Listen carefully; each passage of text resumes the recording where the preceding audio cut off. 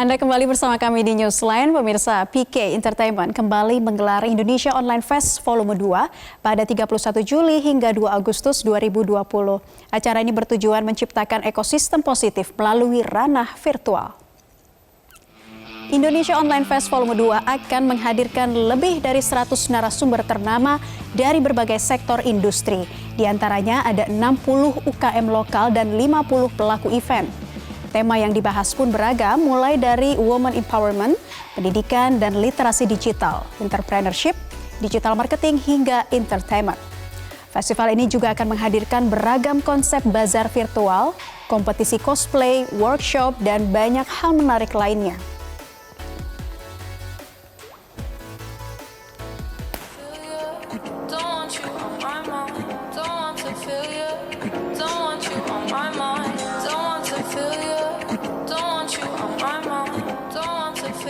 Dan salah satu musisi dan DJ Indonesia ternama yang juga paling ditunggu di ajang ini adalah Dipa Barus.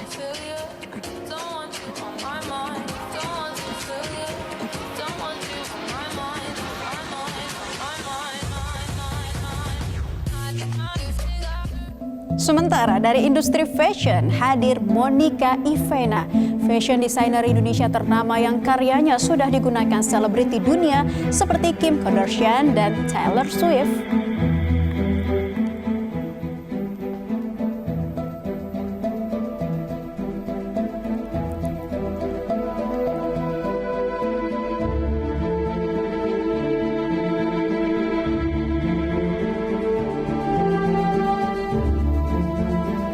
Nah, ajang ini juga mendapat perhatian dari sejumlah warganet, diantaranya ini dia. Coba kita lihat dari Hikari Green, very look forward to that, senang sekali.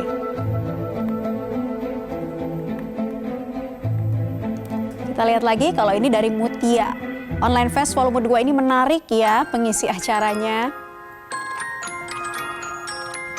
Masih ada satu lagi, kalau ini dari Sophia 12. Weekend kali ini spesial, gak sabar mau stay tune pantengin Indonesia Online Festival Volume 2.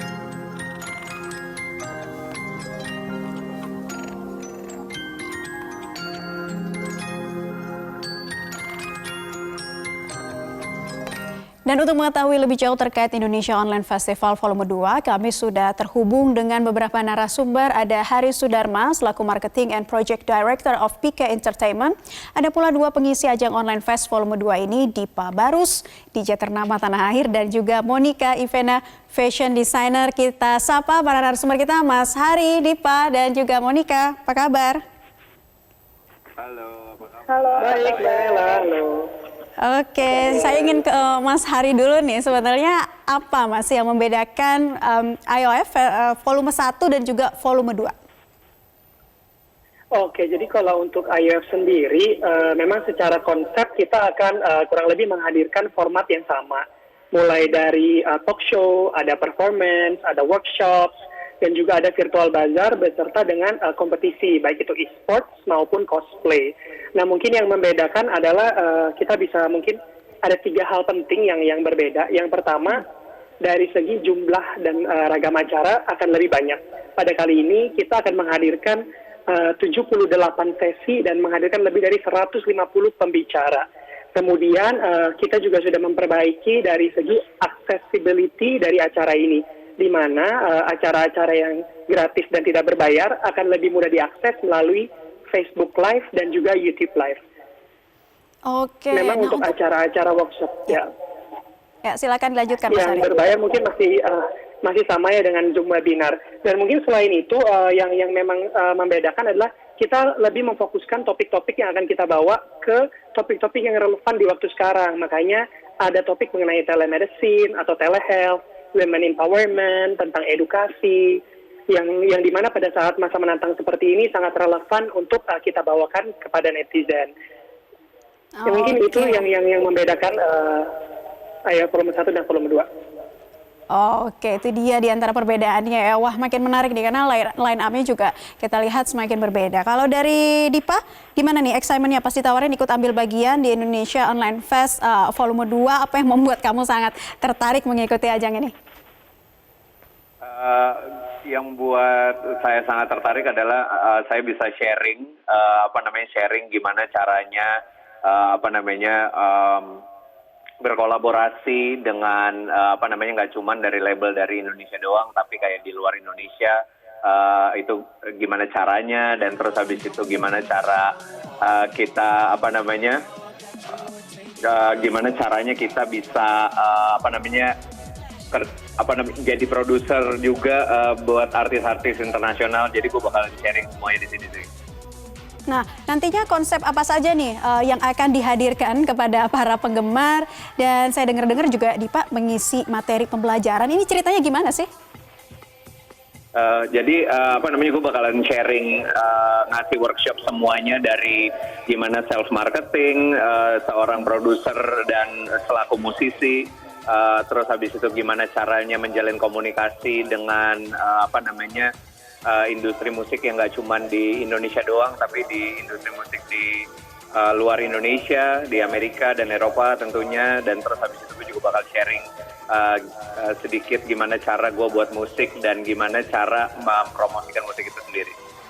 Oke, kalau itu dari sisi musik ya. Kalau dari sisi fashion, ada Mbak Monica, desainer yang telah dikenal dunia karena telah membuat rancangan untuk Taylor Swift dan Kim Kardashian. Mbak Monica sebagai salah satu yang didaulat mengisi ajang ini, apa yang membuat Mbak Monica tertarik dan nanti apa yang akan disampaikan bagi para penikmat fashion? Tentunya tertarik sekali ya, soalnya ini event yang bisa dibilang sangat besar dan pengamatnya juga banyak dan sudah dinantikan.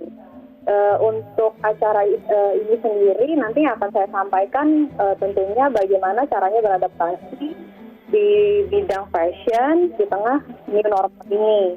Jadi how to embrace it and how to adapt, dan gimana caranya supaya kita bisa tetap berkarya dan berkreasi. Oke, nah kembali lagi ke Mas Hari nih. Nanti ada kejutan menarik apa lagi nih Mas yang akan ditampilkan di IOFL Lomba 2?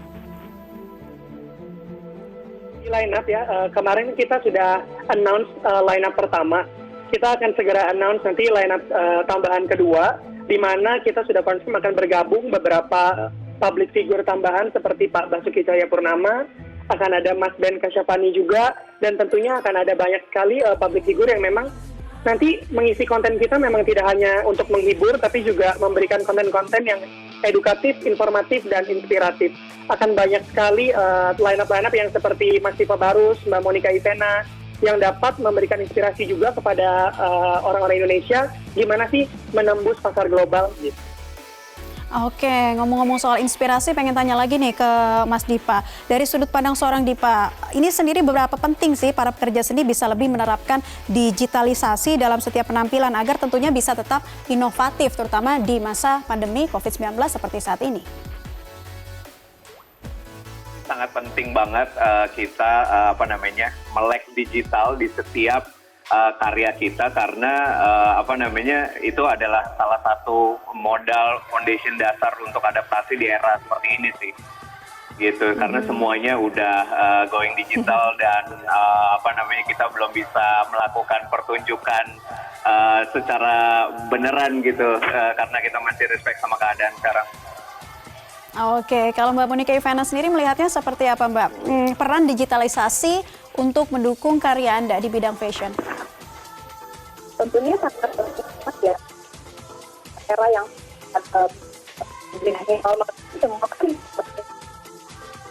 jadi kita harus bisa menggunakan banget, karena dengan menggunakan teknologi yang ada ini, actually kita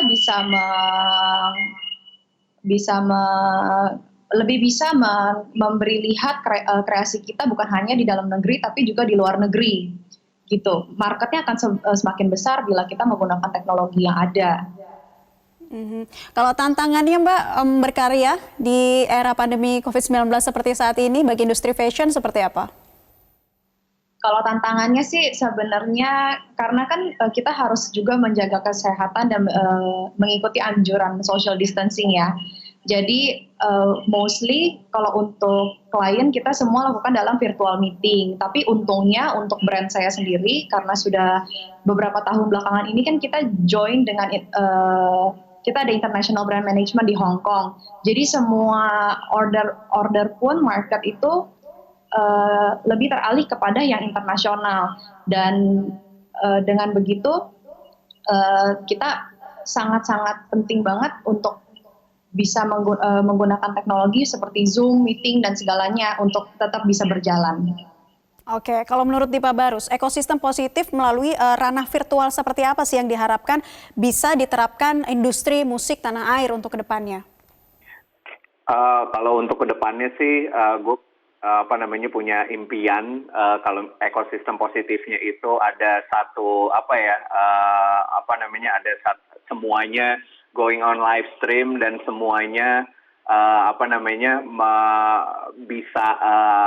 bisa ngelakuin ya itu kayak live show mereka di secara digital, dan abis itu kita juga bisa menjalin kerjasama secara digital juga gitu, karena selama ini selama masa pandemi ini gue sudah banyak nemuin talent. Dan kerja sama-sama talent juga nggak perlu ketemu orangnya, tapi kayak secara digital aja, dan mereka ngelakuin rekaman segala macam semuanya secara digital. Oke. Terakhir ke Mas Hari Sudarma, gimana nih bagi mereka yang ingin ikutan untuk acara IOF Volume 2 dan bagaimana caranya mereka bergabung?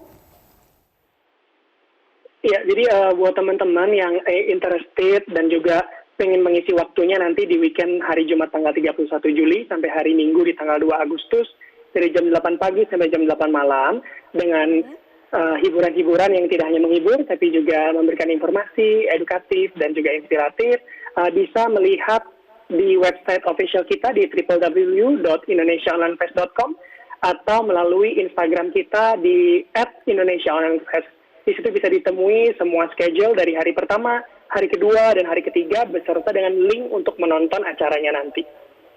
Oke, dicatat ya pemirsa, jadi jangan sampai ketinggalan ya, langsung di follow Instagramnya untuk ikutan bergabung di acara Indonesia Online Fest Volume 2 pada pekan depan. Terima kasih Mas Hari Sudarma, Dipa Barus, Monica Ivena sudah bergabung bersama kami di Newsline akhir pekan. Sukses selalu.